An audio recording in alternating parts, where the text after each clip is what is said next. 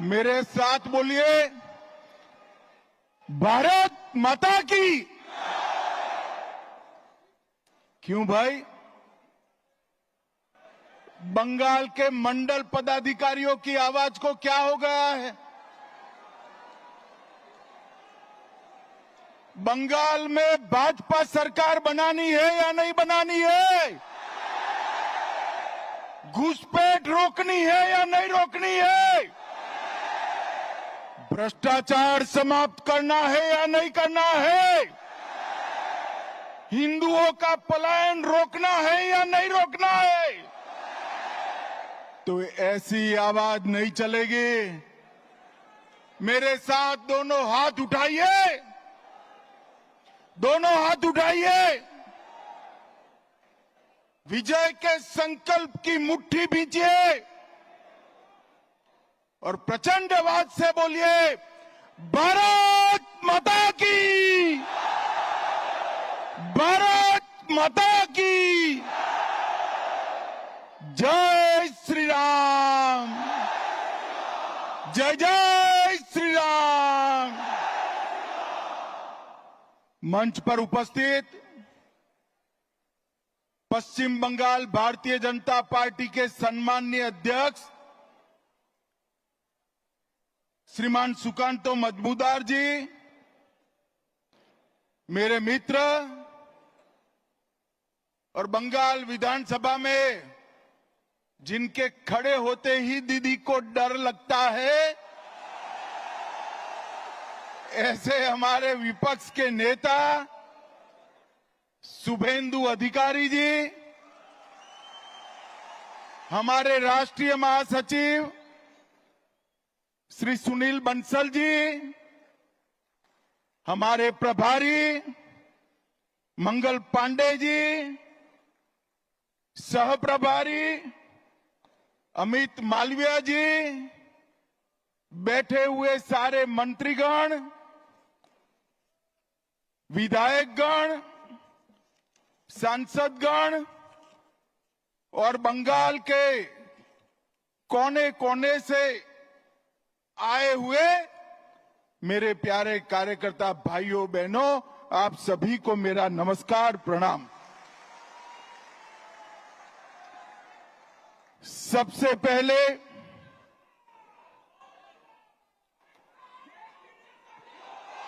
अरे अब सुनो भाई सुनो,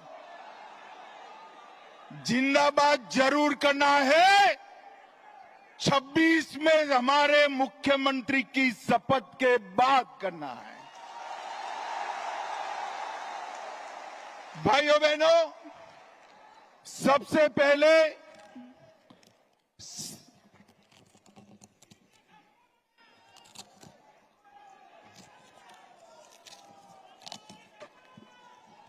थोड़ा दूर है।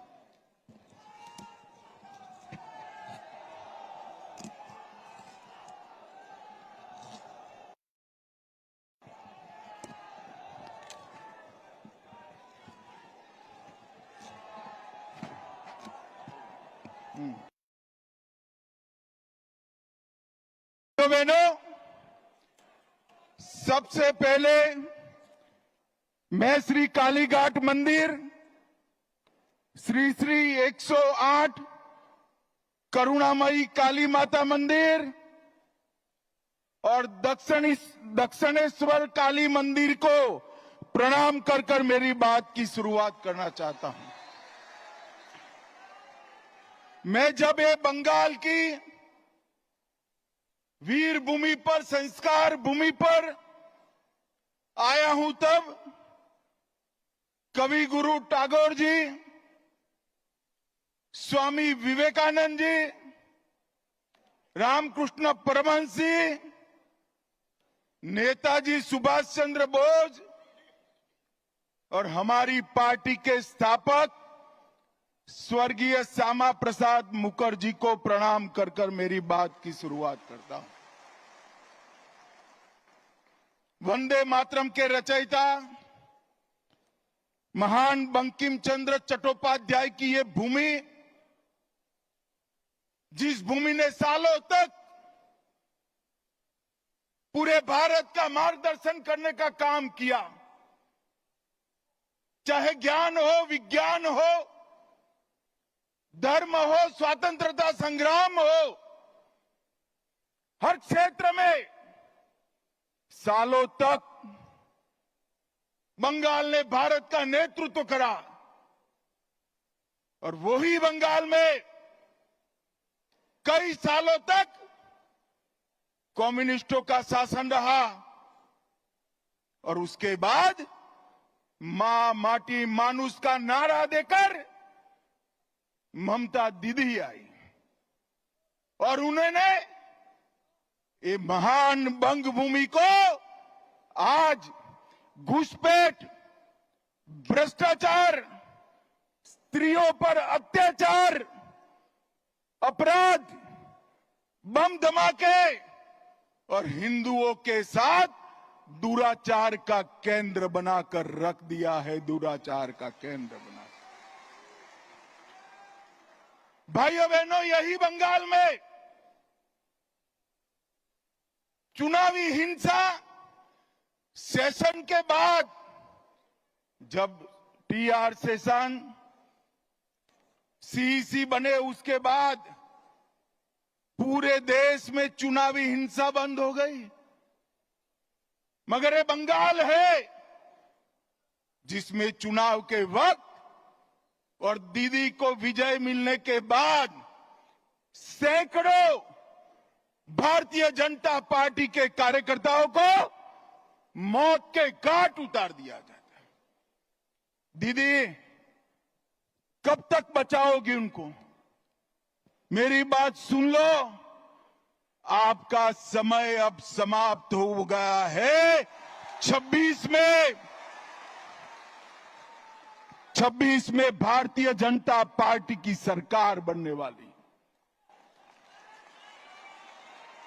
और मैं सारे हजारों की संख्या में बैठे हुए मेरे मंडल के पदाधिकारियों को ये वादा करना चाहता हूं कि यहां तृणमूल की सरकार जाते ही हमारे कार्यकर्ताओं के हत्या के अपराधियों को जमीन में गाड़ा है तो भी बाहर निकालकर सजा करने का काम करें। लोकतंत्र के अंदर हिंसा कभी शोभा नहीं देती है। दीदी, हिम्मत हो तो हिंसा के बगैर, रैगिंग के बगैर चुनाव कराकर देखो। आपकी खुद की जमानत ये बंगाल की जनता जब्त कर लेगी। और भाइयों बहनों, वोट बैंक की तुष्टीकरण ने वोट बैंक के लिए पतन की सीमा ये ममता बनर्जी ने पार कर दी। अभी कुछ दिन पहले पहलगांव में पाक प्रेरित आतंकवादियों ने हमारे निर्दोष नागरिकों को, यात्रिकों को धर्म पूछ कर परिवार के सामने मार दिया। मुझे बताओ बंगाल वालों, वो पाक प्रेरित आतंकवादियों को सजा देनी चाहिए या नहीं देनी चाहिए? अरे जोर से बोलो, देनी चाहिए या नहीं देनी चाहिए? मोदी जी ने ऑपरेशन सिंदूर किया, ठीक किया या नहीं किया? भाइयों बहनों, हमने सर्जिकल स्ट्राइक करी, एयर स्ट्राइक करी और अब ऑपरेशन सिंदूर कर 100 किलोमीटर अंदर जाकर उनके हेडक्वार्टर को ध्वस्त कर दिया।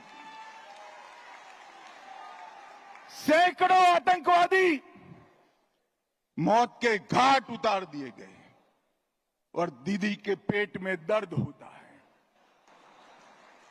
दीदी, इतना दर्द बंगाल का यात्री जब वहां मारे गए तब किया होता तो ठीक था। उस वक्त कुछ नहीं बोला और मोदी जी ऑपरेशन सिंदूर कर यहां आए तो एक घटिया सा राजनीतिक बयान देकर ऑपरेशन सिंदूर का विरोध किया। मैं आज ममता दीदी को कहने आया हूं, आपने ऑपरेशन सिंदूर का विरोध नहीं किया, आपने इस देश की करोड़ों माताओं बहनों की भावनाओं के साथ खिलवाड़ किया है, खिलवाड़ किया। और मैं बंगाल की मातृशक्ति को भी अपील करने आया हूं, आने वाले चुनाव में ऑपरेशन सिंदूर पर सवाल उठाने वाली ममता जी को सिंदूर की कीमत बंगाल की माताएं बहनें जरा समझा दे, सिंदूर का अपमान करने का क्या मतलब होता है। भाइयों बहनों, 1990 से ये देश आतंकवाद झेलता है। 40,000 से ज्यादा लोग आतंकवाद की भेंट चढ़ गए। ये कांग्रेस की सरकारें, यूपीए की सरकारें, इंडिया अलायंस की सरकारें, जिसमें ममता बनर्जी भी मंत्री थी, कुछ नहीं करती थी। नरेंद्र मोदी सरकार आने के बाद गोली का जवाब गोले से देने की शुरुआत नरेंद्र मोदी ने। और ममता जी, आप जितना पक्ष लेना है उतना पाक प्रेरित आतंकवादियों का पक्ष ले लो। मैं बताकर जाता हूं, ये नरेंद्र मोदी सरकार है, ये भारतीय जनता पार्टी की सरकार है। ऑपरेशन सिंदूर समाप्त नहीं हुआ है। अब कोई भी हिमाकत करेगा तो उसको उतनी ही मजबूती के साथ जवाब देने का काम नरेंद्र मोदी जी करेंगे। मैं आज ऑपरेशन सिंदूर में हमारी बहादुर सेना बीएसएफ ने जो वीरता बताई है, वो सभी बीएसएफ कर्मी और सेना के जवानों को दो हाथ जोड़कर प्रणाम करता हूं। भाइयों बहनों, मोदी जी के नेतृत्व में बंगाल के विकास के लिए मोदी जी ने ढेर सारा काम किया है, परंतु विकास के साथ साथ बंगाल की संस्कृति को भी मोदी जी नहीं भूले। सालों से बंगाल वासियों की मांग थी कि हम बंगाल को क्लासिकल लैंग्वेज का स्टेटस दें। आज मैं ममता दीदी को पूछने आया हूं, 10 साल तक आप केंद्र में मंत्री थी या आपका समर्थन था, बंगाली भाषा को क्लासिकल लैंग्वेज का स्टेटस क्यों नहीं दिया? और भाइयों बहनों, हमारे मोदी जी ने बंगाली भाषा को क्लासिकल लैंग्वेज का स्टेटस देने का काम कर दिया। और ये ममता जी है जिनको इसके लिए धन्यवाद करने का भी शिष्टाचार नहीं आता। भाइयों बहनों, आगामी चुनाव में यहां बैठे हुए सभी मंडल के पदाधिकारियों का मेरा विनती है कि बंगाल का चुनाव सिर्फ बंगाल का भविष्य नहीं तय करता है। बंगाल का चुनाव देश की सुरक्षा के साथ जुड़ा हुआ चुनाव, क्योंकि ममता बनर्जी ने हमारे देश की सीमाओं को बांग्लादेशियों के लिए खुला कर दिया है। इनके आशीर्वाद से घुसपैठ हो रही है। मुझे बताओ मित्रों, घुसपैठ रोकनी चाहिए या नहीं रोकनी चाहिए? जोर से बोलो, रोकनी चाहिए या नहीं रोकनी चाहिए? क्या दीदी रोक सकती है? जोर से बोलो, रोक सकती है? ये भाईपो रोक सकते हैं क्या? घुसपैठ केवल और केवल कमल फूल की सरकार रोक सकती है।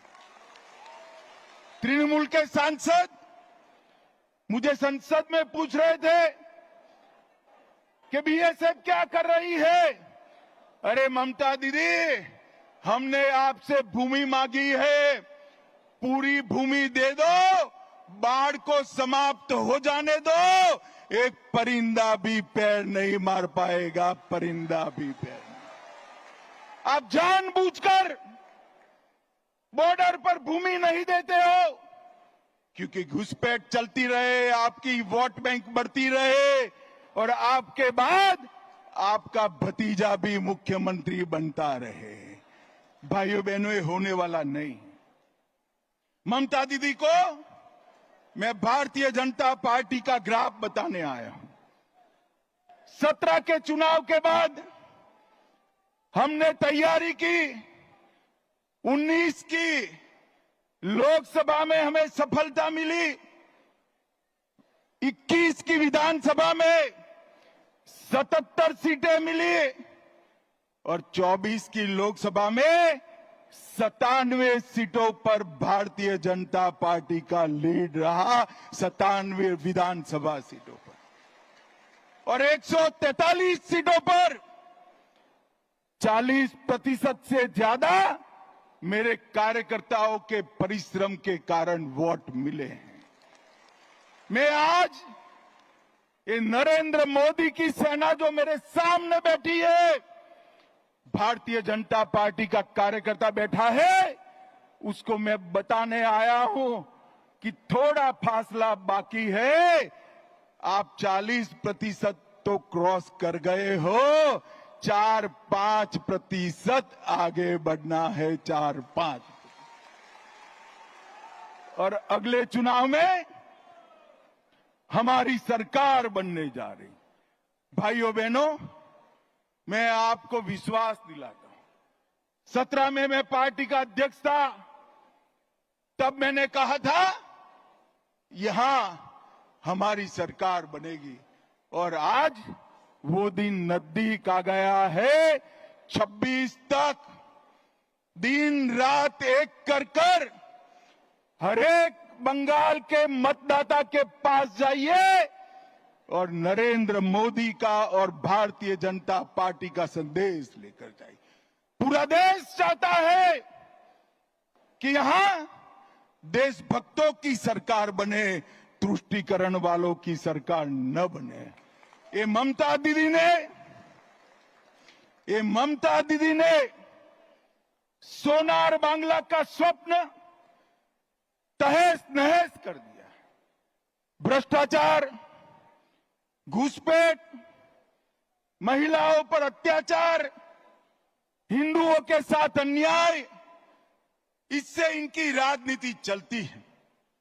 भाइयों बहनों, ये ममता दीदी ने इनके शासन में एसएससी भर्ती घोटाला हुआ, पशु तस्करी घोटाला हुआ, डियर लॉटरी का घोटाला हुआ, कोयला घोटाला हुआ, मनरेगा घोटाला हुआ, प्रधानमंत्री आवास में घोटाला हुआ, राशन घोटाला हुआ, मिड डे मील में घोटाला हुआ, केंद्र के फंड हड़प कर लिए गए, नगर पालिका भर्ती घोटाला हुआ, गोरखालैंड टेरिटोरियल एडमिनिस्ट्रेशन का घोटाला हुआ, गाय की तस्करी का घोटाला हुआ।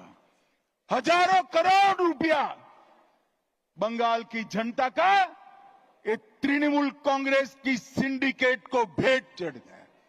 मैं आज सभी कार्यकर्ताओं को पूछने आया हूं, ये पैसा सिंडिकेट का है या बंगाल की गरीब जनता का है? मुझे बताइए, ये सिंडिकेट का है क्या? जोर से बोलिए, सिंडिकेट का पैसा है। मोदी जी जो पैसा भेजते हैं, सिंडिकेट की भेंट चढ़ना चाहिए क्या?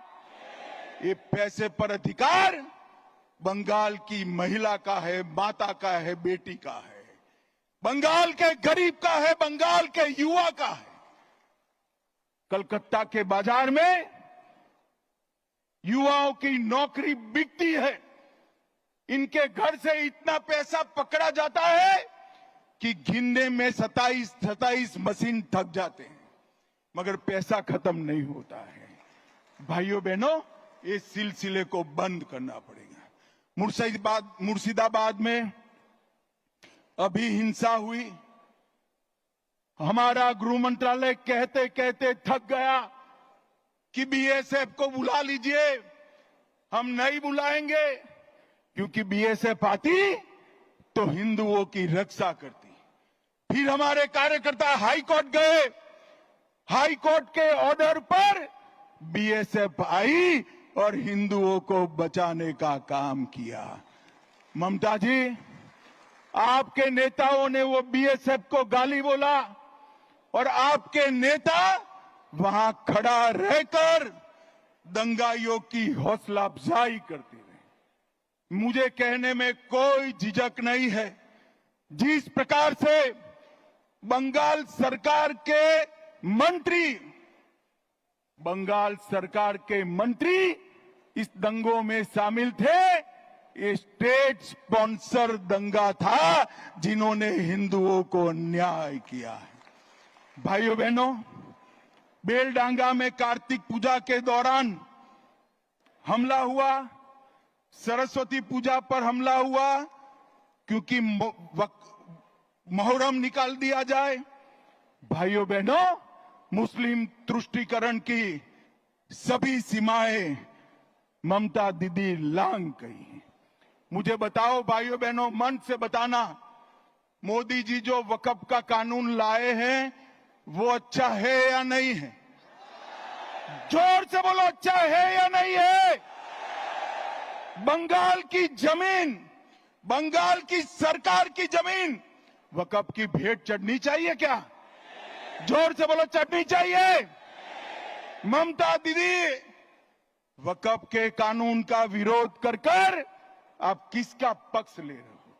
पूरा बंगाल चाहता है कि वक्फ अच्छे से चले, पारदर्शिता आए, निर्दोषों की भूमि न जाए, सरकार की भूमि पर अतिक्रमण न हो, मगर ये वक्फ का विरोध कर रही है। ममता दीदी, 2026 तक कर दो, जितना विरोध करना है उतना, उसके बाद आप मुख्यमंत्री ही नहीं रहो। भाइयों बहनों, मस्जिदों के इमामों को वेतन देना शुरू किया, कोर्ट ने रुकवा दिया। बांग्लादेशी और रोहिंग्या उनकी मदद से घुसपैठ कर रहे हैं। राम जन्मभूमि के भूमि पूजन के दिन सद्भावना जुलूस के नाम पर नाटक किया। दुर्गा पूजा का विसर्जन पोस्टपोन किया। मुस्लिम कर्मचारियों को रमजान में आधे दिन की छुट्टी दी। केरला स्टोरी पर प्रतिबंध लगाया और हाजी नूरुल इस्लाम को टीएमसी का टिकट दिया। और अंत में सबसे बड़ी बात, मुस्लिम वोट बैंक को खुश करने के लिए ममता दीदी, आपने ऑपरेशन सिंदूर का भी विरोध किया, विरोध की।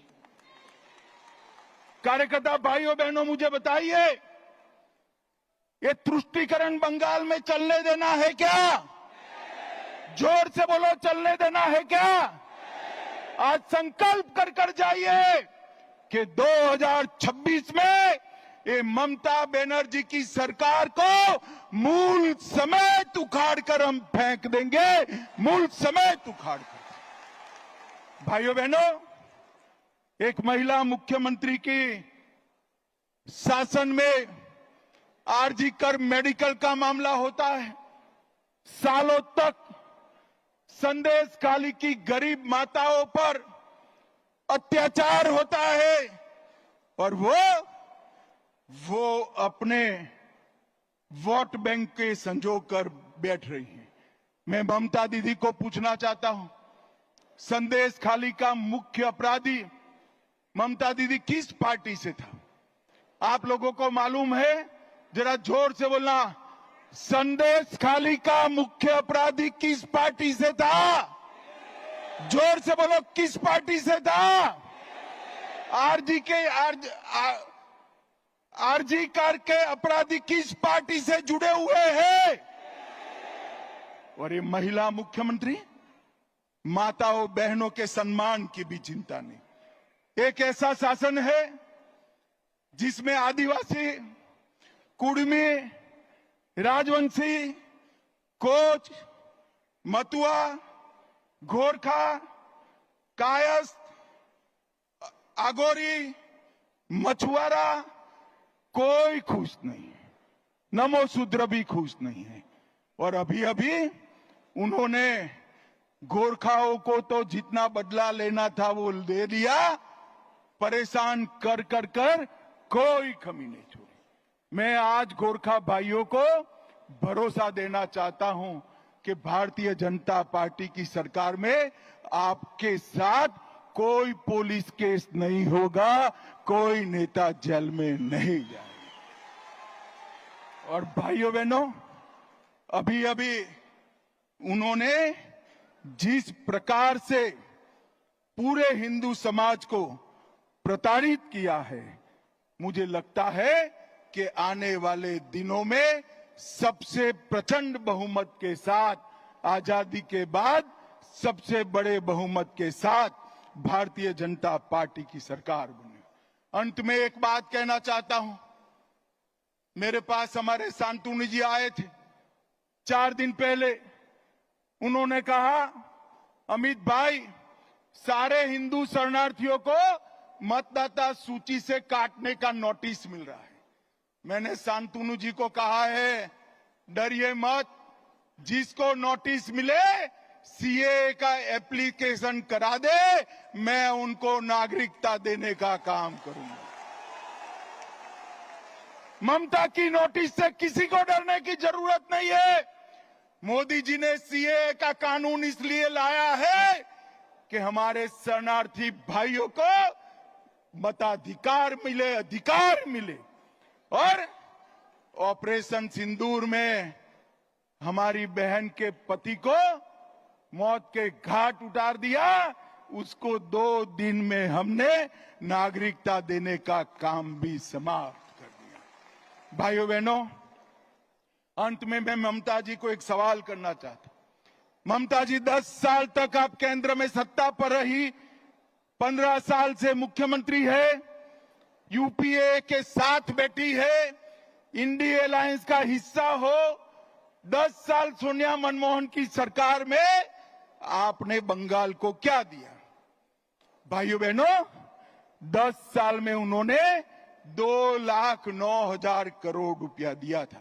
कितना दिया था? जोर से बोलो। और मोदी जी ने 10 साल में 2,09,000 की जगह 8,27,000 करोड़ रुपया दिया है। और ममता दीदी, छोटे से छोटे काम का मेरे पास सूची है।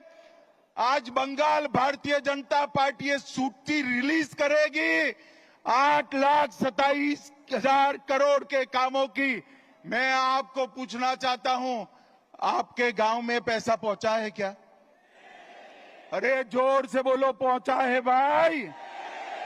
कहां गया? कहां गया? ये पैसा टीएमसी की सिंडिकेट की भेंट चढ़ गया है। मोदी जी 50 लाख करोड़ भेजे तो भी नहीं पहुंचना है। आपको बंगाल की जनता को मोदी जी का पैसा अगर प्राप्त करना है तो कमल फूल की सरकार लानी पड़ेगी, कमल फूल की सरकार। और इसलिए अंत में मैं पूरे बंगाल की जनता को, सभी को 2 हाथ जोड़कर विनती करने आया हूं। देश की सुरक्षा के लिए, घुसपैठ रोकने के लिए, भ्रष्टाचार को हटाने के लिए, माताओं बहनों को सुरक्षित करने के लिए और हिंदुओं को निर्भय करने के लिए यहां कमल के निशान को मौका दो। हमारे मोदी जी को एक मौका दीजिए, एक मौका दीजिए। मुझे बताओ सभी कार्यकर्ताओं, आज से 26 के चुनाव के काउंटिंग तक दिन रात अहर्निश हम काम में लगेंगे क्या? अरे जोर से बोलो, पक्का लगेंगे? हम एकमुश्त एकजुट होकर ममता की सरकार को उखाड़ फेंकेंगे। तो मेरे साथ दोनों हाथ उठाइए, उठाइए दोनों हाथ, विजय के संकल्प की मुट्ठी भींचकर राम का जयकारा लगाइए, जोर से बोलिएगा, जय श्री राम, जय जय श्री राम, वंदे वंदे वंदे। आप सभी को नमस्कार, प्रणाम, धन्यवाद।